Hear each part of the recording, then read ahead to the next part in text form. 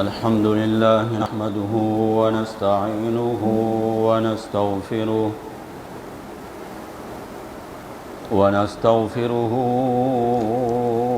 ونؤمن به ونتوكل عليه ونعوذ بالله من شرور أنفسنا ومن سيئات أعمالنا من يهده الله فلا مضل له ومن يضلله فلا هادي له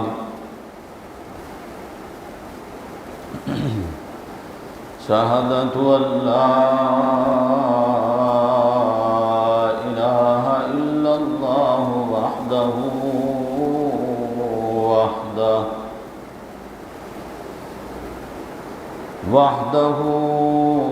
لا شريك له وأشهد أن محمدًا عبده ورسوله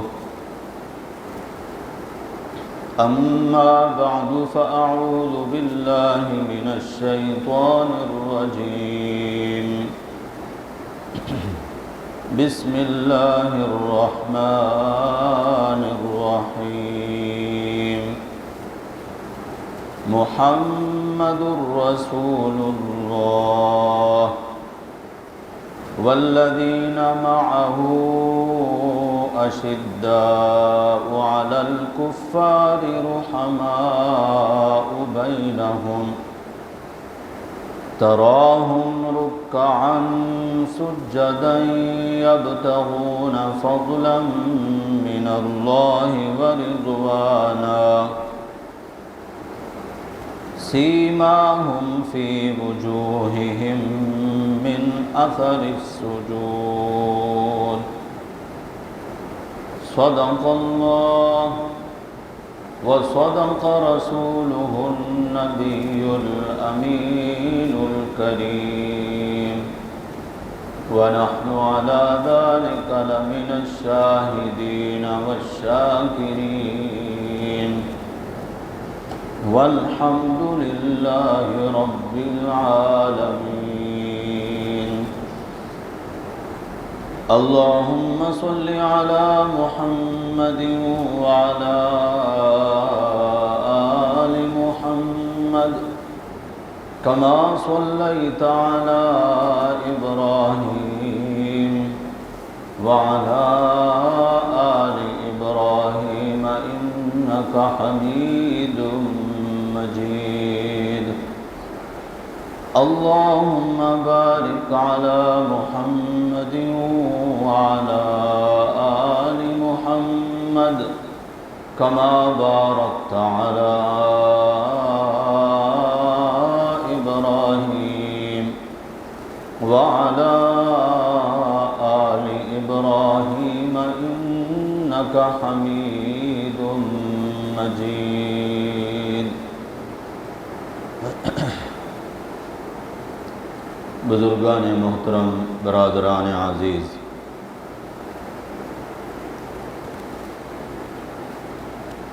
حضرت سیدنا عمر فاروق رضی اللہ تعالی عنہ کی عظمت اور آپ کی سیرت کا تذکرہ گزشتہ جمعہ ہو رہا تھا۔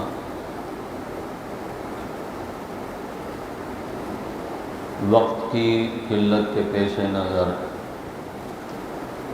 چند باتیں ہی بیان ہو سکتی ہیں۔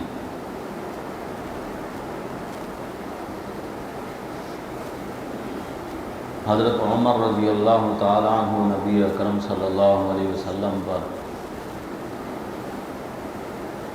جس وقت ایمان لائے تب سے لے کر آپ صلی اللہ علیہ وسلم کی وفات تک ہر قدم، ہر گھڑی، ہر لحظہ آپ صلی اللہ علیہ وسلم کے ساتھ رہے۔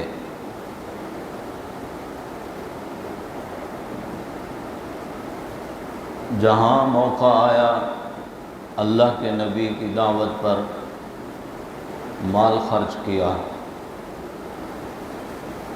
اپنی جان کی پرواہ کیے بغیر اللہ کے نبی صلی اللہ علیہ وسلم کی حفاظت اور دفاع میں بھی پیش رہے۔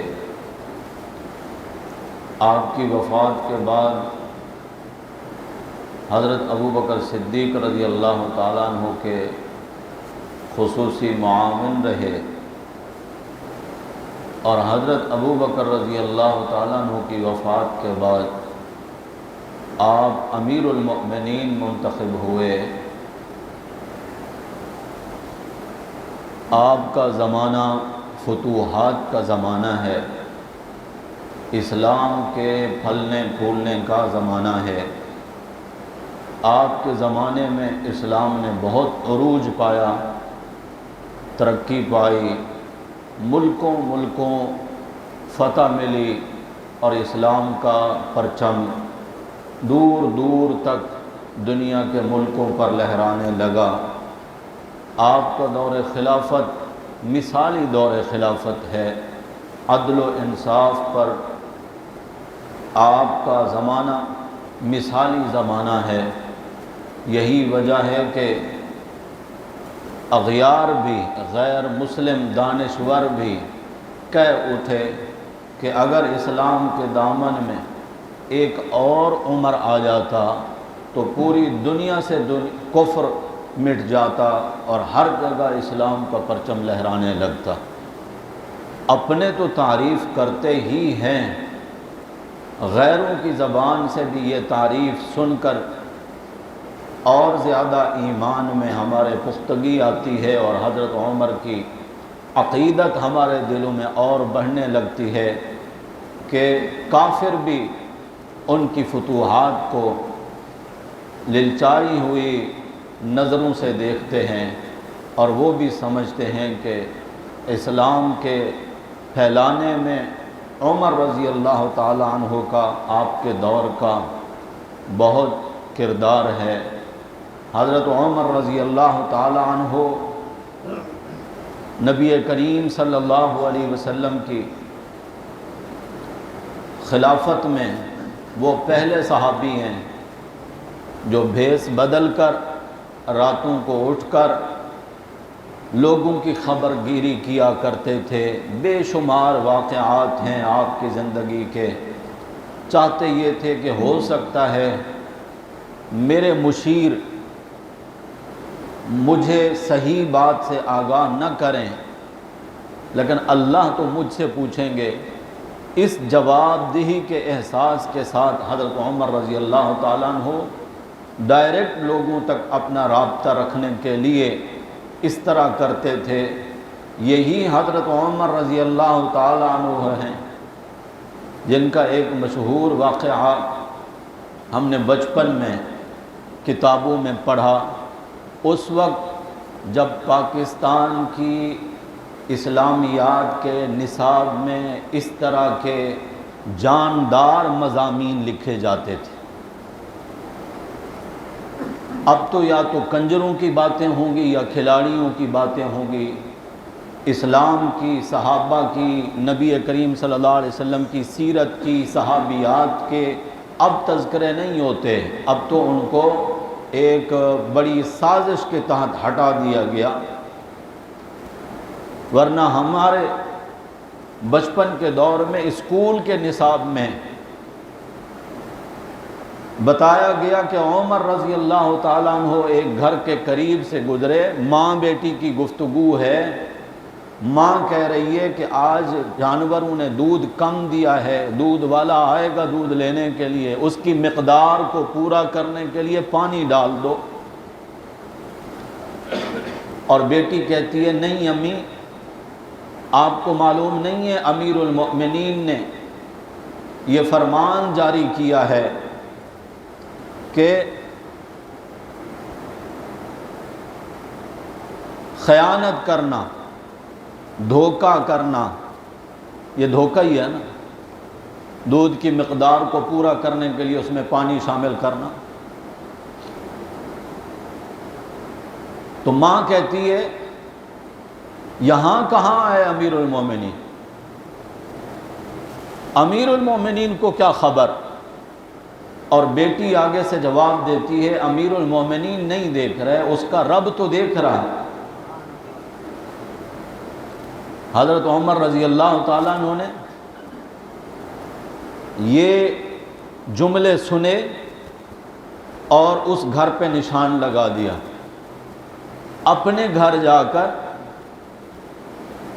اپنی اہلیہ سے فرمانے لگے بیٹے کا رشتہ کرنا ہے، بہو ڈھونڈ لایا ہوں میں۔ وہ حیرت اور تعجب سے رات کی تاریکی میں کہاں سے بہو ڈھونڈ کے لائے ہیں؟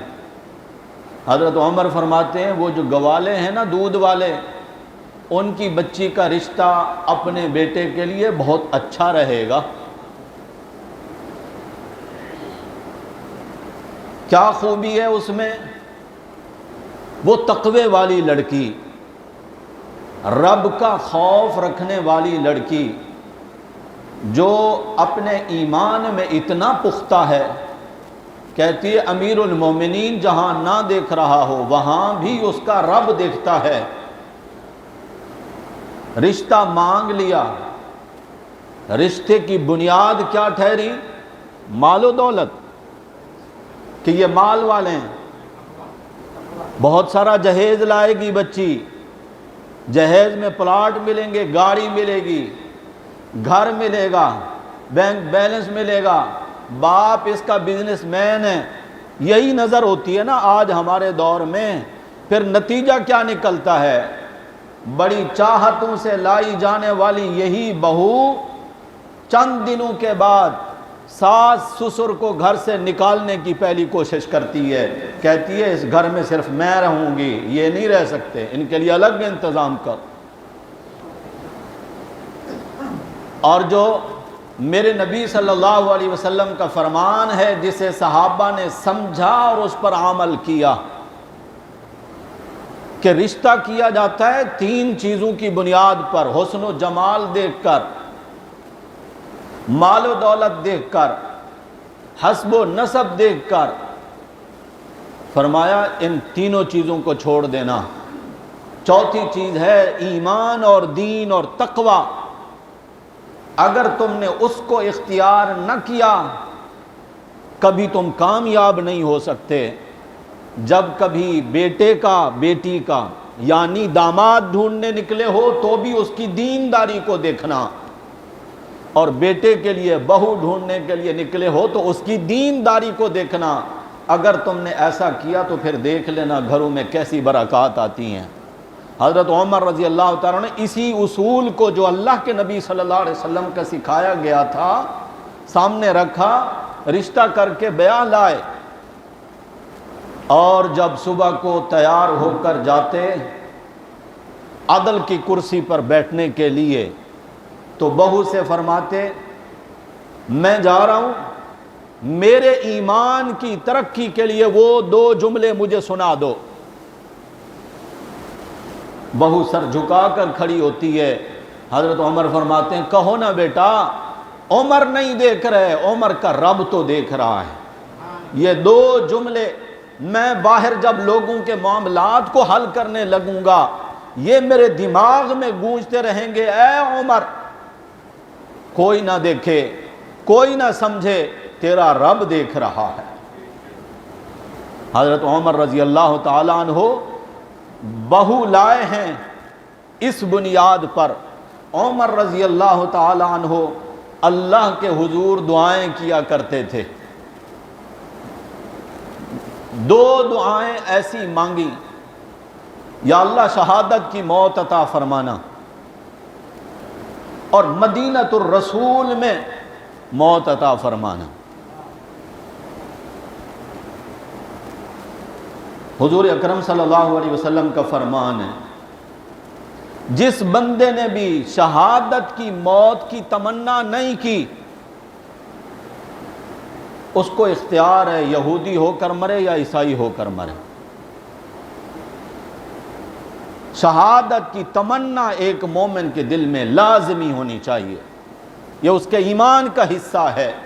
حضور اکرم صلی اللہ علیہ وسلم خود نہیں فرما رہے اپنی ذات کے بارے میں کہ اے اللہ میری تمنا یہ ہے کہ میں تیرے راستے میں قتل ہو جاؤں، پھر زندہ کیا جاؤں، پھر قتل کیا جاؤں، پھر زندہ کیا جاؤں، پھر قتل کیا جاؤں، بار بار اللہ کے راستے میں شہید ہونے کی تمنا نبی اکرم صلی اللہ علیہ وسلم کر رہے ہیں، حالانکہ شہادت کا رتبہ نبوت کے رتبے سے نیچے ہے۔ آپ میں سے قرآن پڑھنے والے کے ذہن میں ہو سکتا ہے یہ آیت نہ ہو، من النبیین والصدیقین والشہداء والصالحین، بڑا رتبہ تو نبی کا، پھر صدیق کا، پھر ہے شہادت کا، مگر اللہ کے نبی صلی اللہ علیہ وسلم نبوت کے ہوتے ہوئے شہادت کی تمنا فرما رہے ہیں، اور اللہ نے یہ رتبہ بھی میرے نبی صلی اللہ علیہ وسلم کو عطا فرمایا۔ خیبر میں یہودیہ عورت نے کھانے میں زہر مکس کر کے اللہ کے نبی صلی اللہ علیہ وسلم کی دعوت کی، حضور نے ایک لقمہ کھا لیا تھا، صرف ایک لقمہ، آپ کے ساتھ جو صحابی تھے انہوں نے جیسے ہی کھانا کھایا وہ شہید ہو گئے۔ ایک روایت میں تو یوں ہے کہ جبریل نے آ کے آپ کو بتایا رسول اللہ یہ کھانا چھوڑ دیں، اور ایک روایت میں یوں ہے کہ گوشت کی بوٹی سے آواز آئی، اے اللہ کے رسول میرے اندر زہر ہے، آپ کے لیے نقصان دہ ہے یہ۔ نبی کریم صلی اللہ علیہ وسلم نے وہ کھانا چھوڑ دیا، لیکن جب آپ صلی اللہ علیہ وسلم کی وفات کا وقت قریب آیا تو آپ صلی اللہ علیہ وسلم حضرت عائشہ رضی اللہ تعالیٰ عنہا کو فرما رہے ہیں، عائشہ وہ جو خیبر میں یہودیہ عورت نے مجھے زہر کھلایا تھا وہ میری رگے جان کو کاٹ رہا ہے۔ اللہ کے نبی صلی اللہ علیہ وسلم کو اللہ نے وہ شہادت کا رتبہ بھی عطا فرما دیا جو آپ کی تمنا تھی، اور حضرت عمر تمنا کر رہے ہیں اللہ شہادت کی موت دینا، اور دینا بھی کہاں؟ مدینے میں۔ ہم سب ایمان والوں کی ماں ام المؤمنین سیدہ حفصہ رضی اللہ تعالی عنہا جو حضرت عمر کی بیٹی ہیں اور نبی کریم صلی اللہ علیہ وسلم کی زوجہ ہیں، انہوں نے سنا ابا جی کی یہ دعا، ایک حیثیت سے وہ بیٹی بھی ہیں، ایک حیثیت سے وہ ماں بھی ہیں حضرت عمر کی، سمجھتے ہو یا نہیں؟ ازواجہ امہاتہم، نبی کی بیویاں مومنوں کی کیا لگتی ہیں؟ نبی کی بیوی کی حیثیت سے وہ عمر کی ماں ہیں، رشتے کے لحاظ سے وہ حضرت عمر کی بیٹی ہیں۔ بڑا قرآن کا علم اللہ نے عطا فرمایا تھا حضرت حفصہ کو، کئی چیزوں میں گھریلو زندگی کے متعلق، نبی کریم صلی اللہ علیہ وسلم کی گھریلو سیرت کے متعلق حضرت عمر اپنی بیٹی سے آ کر پوچھا کرتے تھے۔ بیٹی نے عرض کیا ابا جی یہ کیسی دعا کر رہے ہیں آپ، شہادت کی موت، اور وہ مدینہ میں، مدینہ کو تو اللہ نے محفوظ کیا ہے، یہاں پر تو جنگ اور قتال ہوگا نہیں تو شہادت کیسے ملے گی؟ فرمایا اللہ قادر ہیں، اللہ چاہیں گے تو مدینہ بھی ہوگا، شہادت کی موت بھی ہوگی۔ حضرت حفصہ فرماتی ہیں ابا کی بات سن کر خاموش تو ہو گئی میں، لیکن سمجھ میں نہیں آ رہی تھی میرے بات،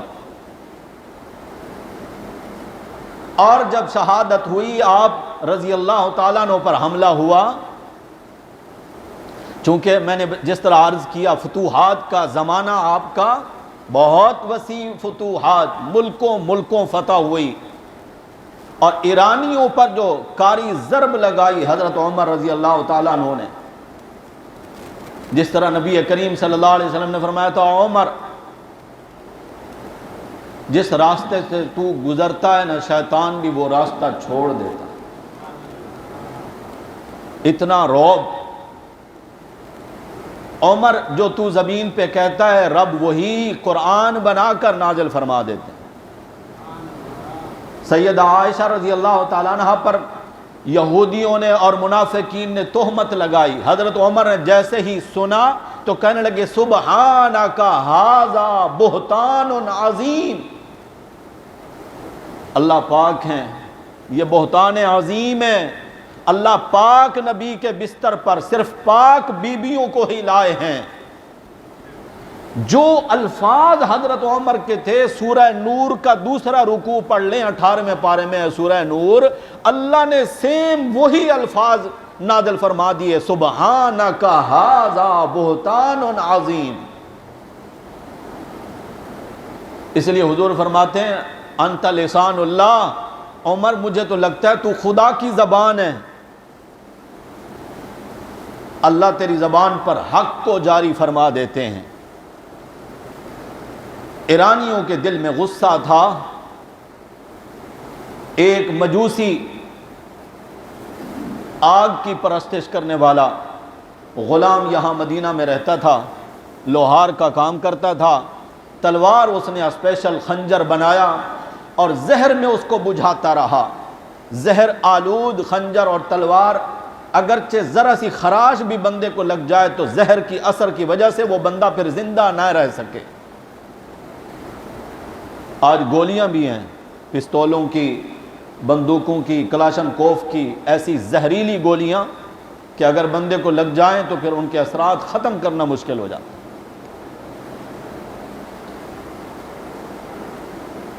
سامنے آ کر تو عمر پر کوئی وار کر نہیں سکتا تھا،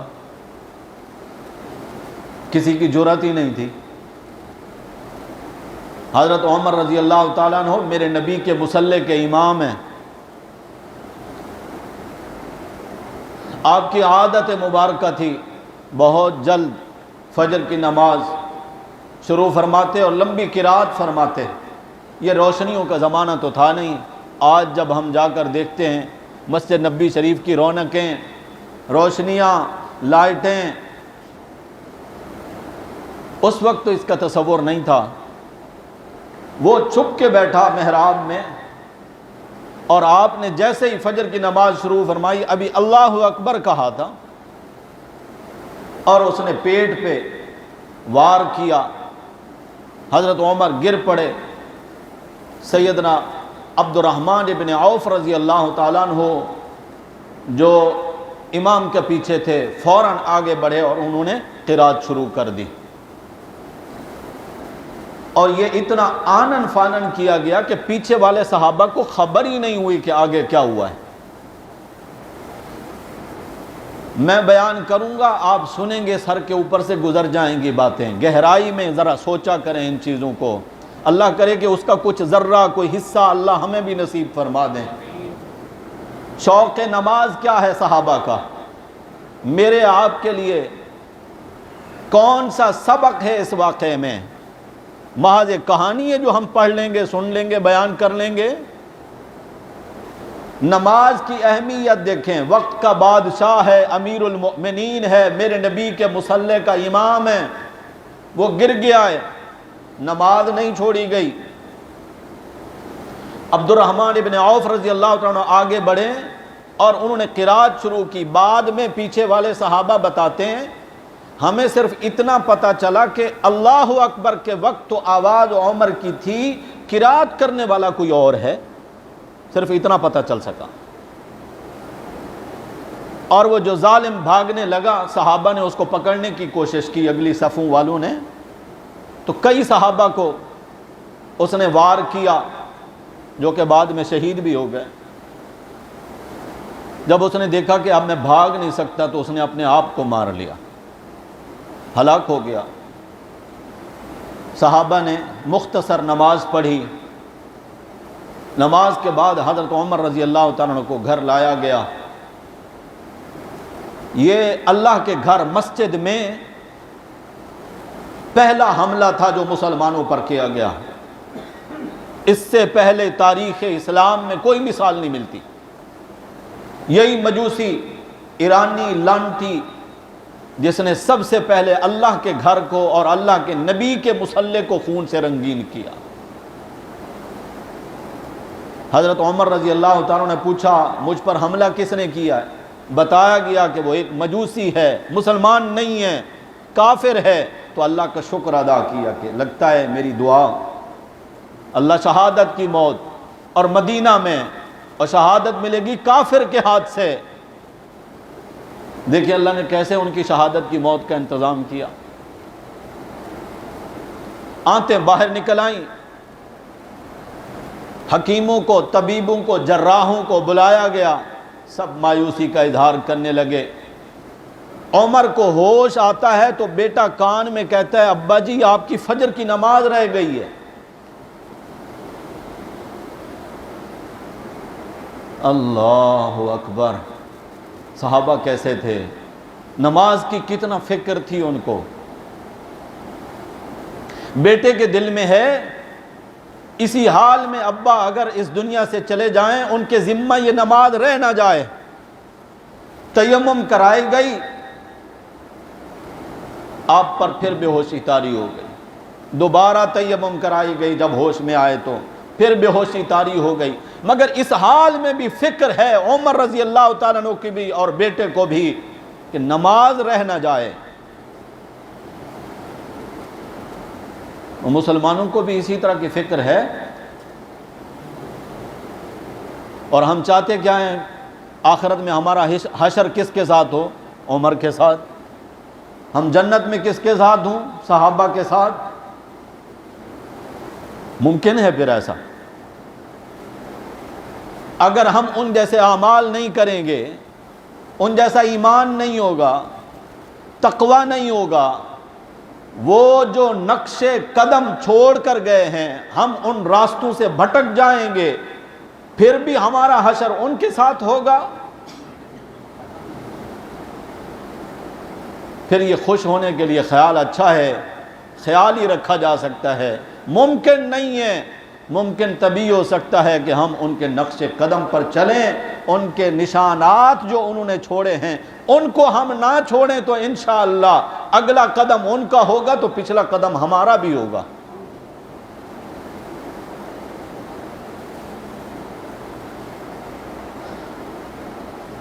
ابھی جیسے محرم کے ایام چل رہے ہیں،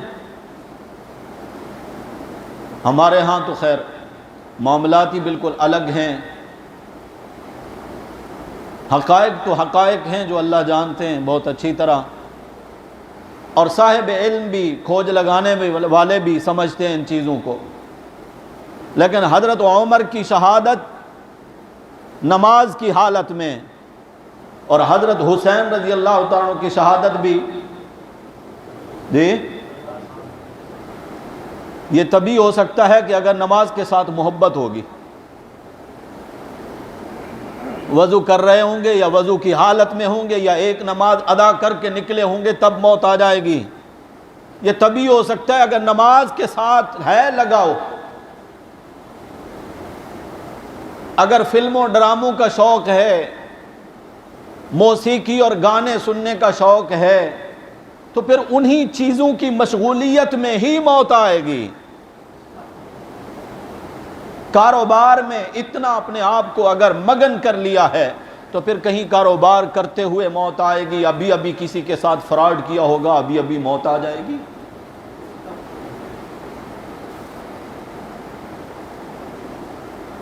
معمولی شخصیات نہیں ہے صحابہ کرام.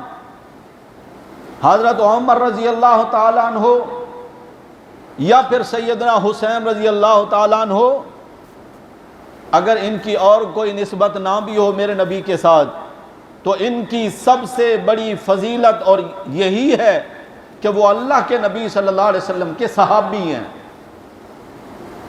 ورنہ خونی رشتے اس کی کوئی حیثیت نہیں. ابو لہب کا رشتہ نہیں تھا میرے نبی کے ساتھ، سگا چچا ہے. لیکن قرآن میں اللہ کیا کہتے ہیں؟ تبت یدا ابی لہب و تب، ابو لہب تیرے دونوں ہاتھ تباہ و برباد ہو جائیں. وہ نسبتیں اس کے کسی کام آئی ہیں؟ وہ لا الہ الا اللہ والی نسبت ہی کام آئے گی. اور حسین رضی اللہ تعالیٰ عنہ تو میرے نبی کے وہ شہزادے ہیں جن کے بارے میں اللہ کے رسول صلی اللہ علیہ وسلم نے فرمایا سیدہ شباب اہل الجنہ، حسن و حسین جنتی نوجوانوں کے سردار ہیں.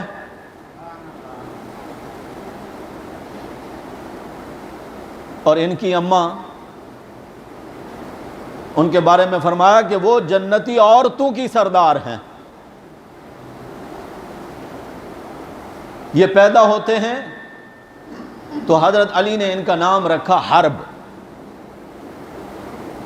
جنگجو۔ نبی کریم صلی اللہ علیہ وسلم تشریف لائے، پہلی جو غذا دی جاتی ہے بچے کو، ہم اس کو کہتے ہیں بچے کو گھٹی لگانا۔ آپ صلی اللہ علیہ وسلم نے اپنے مبارک منہ میں کھجور کو چبا چبا کر بالکل پانی جیسا بنا کے اپنا لعاب دہن حضرت حسین رضی اللہ تعالیٰ عنہ کے منہ میں ڈالا، یعنی جو پہلی غذا اس دنیا کی سیدنا حسین رضی اللہ تعالیٰ عنہ کے پیٹ میں گئی ہے وہ میرے نبی صلی اللہ علیہ وسلم کا مبارک لعاب ہے۔ فرمایا نام رکھا ہے؟ حضرت علی کہنے لگے جی یا رسول اللہ، کیا نام رکھا ہے؟ کہنے لگے حرب۔ فرمایا حرب نہیں، حسین۔ نام کس نے رکھا؟ نبی اکرم صلی اللہ علیہ وسلم نے۔ اور پیار اتنا ہے کہ اکثر جب آپ صلی اللہ علیہ وسلم یہاں تشریف لاتے، برابر والا گھر سیدہ عائشہ رضی اللہ تعالیٰ عنہ کا جو حجرہ مبارکہ ہے، جو آج روضہ اطہر ہے، اسی کے برابر والا حجرہ حضرت بی بی فاطمہ کا تھا، گھر کوئی دور نہیں تھا۔ جس صحابی نے نبی کریم صلی اللہ علیہ وسلم کو یہ حجرات یعنی حجرے، یہ گھر، یہ کمرے عطا کیے تھے، اسی صحابی نے بی بی فاطمہ رضی اللہ تعالیٰ عنہ کے لیے بھی یہ حجرہ ہدیہ کیا تھا کہ یہ بھی میری طرف سے ہے۔ حضور تشریف لاتے تو حسین رضی اللہ عنہ کی زبان کو حضور اس طرح چوسا کرتے تھے جس طرح عرب کے لوگ کھجور کی گٹھلی کو چوسا کرتے ہیں۔ آپ نے سنا ہے نا کہ یہ دونوں بھائی سیدنا حسن اور سیدنا حسین رضی اللہ تعالی عنہما نبی کریم صلی اللہ علیہ وسلم کے کاندھوں پر سوار ہیں، اور حضرت عمر نے دیکھا، کہنے لگے کیا خوب سواری ہے نبی کریم صلی اللہ علیہ وسلم کی ذات کی، کیا خوب سواری ہے۔ فرمایا سواری خوب ہے تو سوار بھی خوب ہیں۔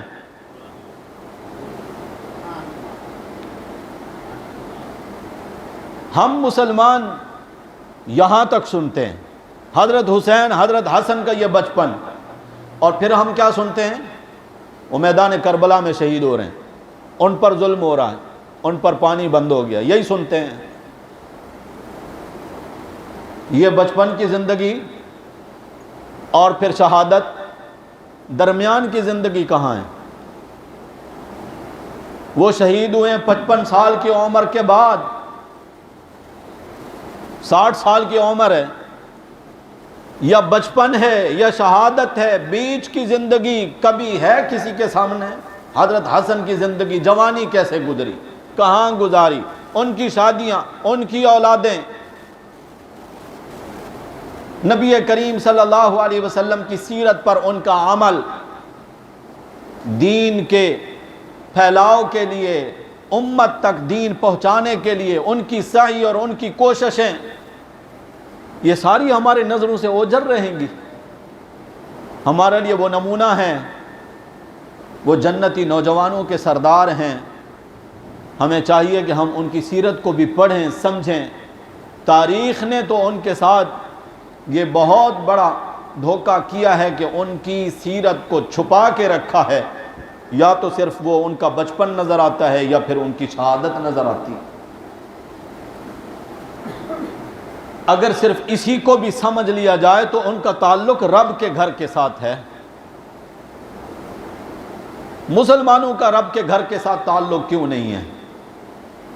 آج جو آپ دیکھ رہے ہو نا کہ اغیار، ان کی تعداد بڑھ رہی ہے، ان کے جلسے، ان کے جلوس، ان کی محفلیں، ان کی مجلسیں،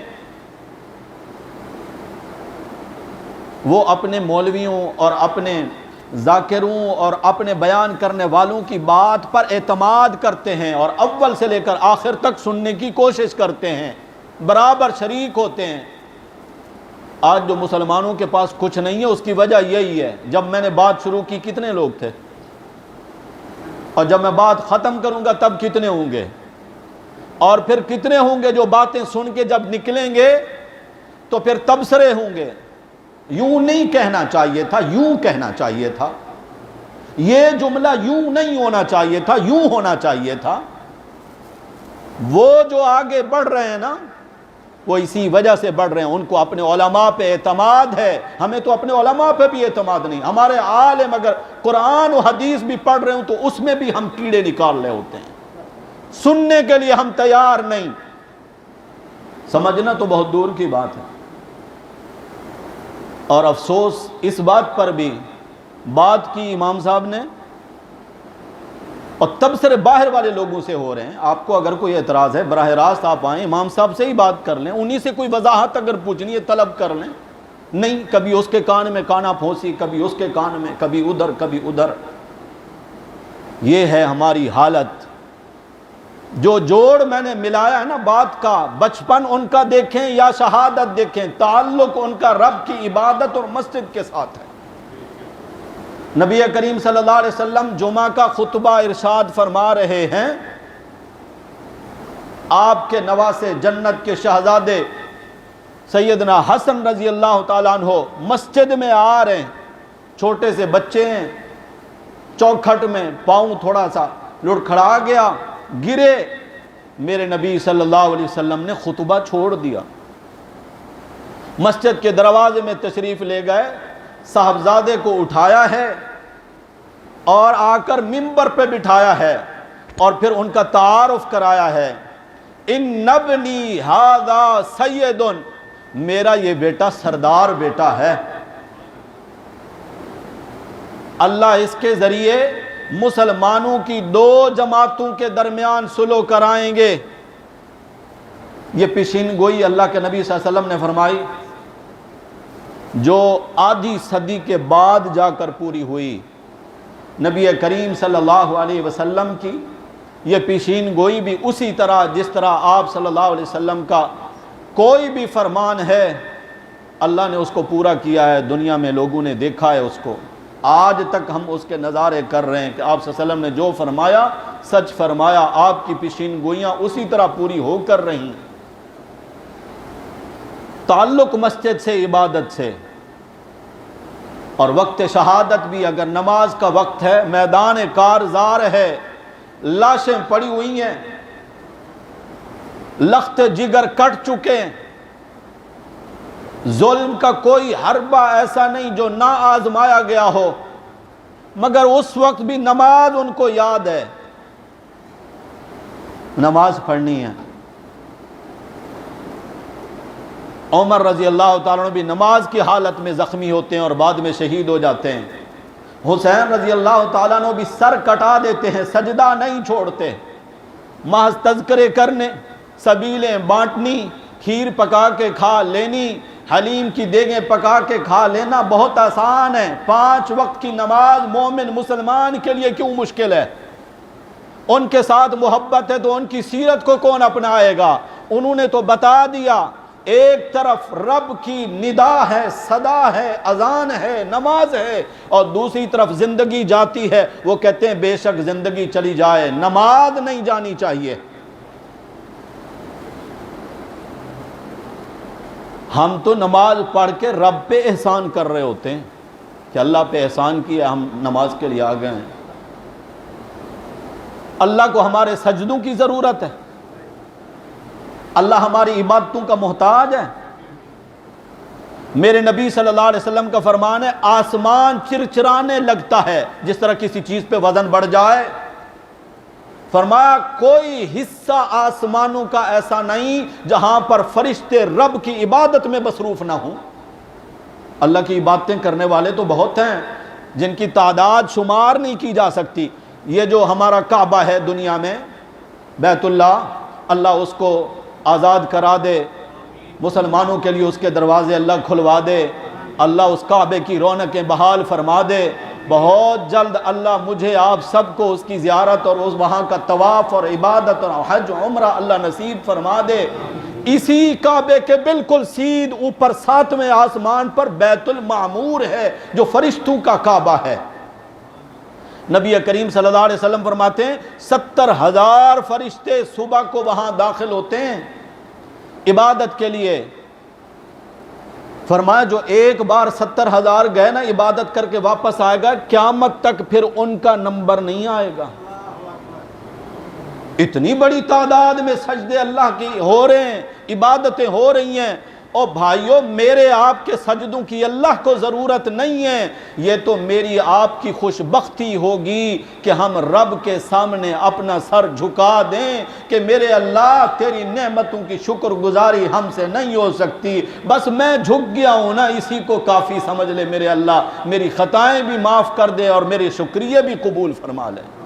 اللہ مسلمانوں کو توفیق نصیب فرمائے، ہم اللہ کے گھر کے آباد کرنے والے بن جائیں، پہلی صفوں میں آگے بڑھنے کی اللہ ہم سب کو توفیق نصیب فرما دے.